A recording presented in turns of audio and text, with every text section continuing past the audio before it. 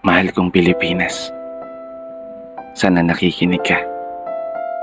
Gusto ko lang magkwento sa'yo at ganoon na rin ang mga musta. Kahit hindi ka nakakapagsalita, alam kong sobrang nahihirapan ka na. Maganda ka naman eh.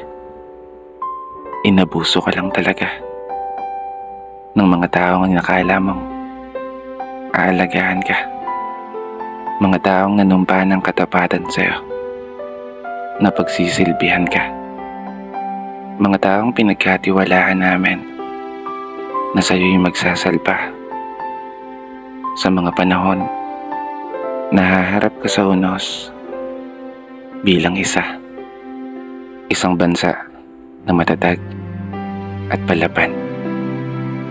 Ngunit naging kabaliktaran, isang bansa na ninanakawan ng sarili mong mamamayan.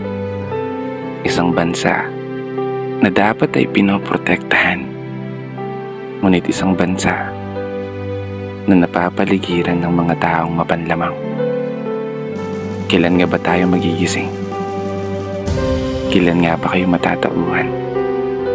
Kailan mo nga ba isa sa puso na inihalal ka ng taong bayan upang maglingkod, hindi para magpayaman, upang magsilbi, hindi para maging gahaman?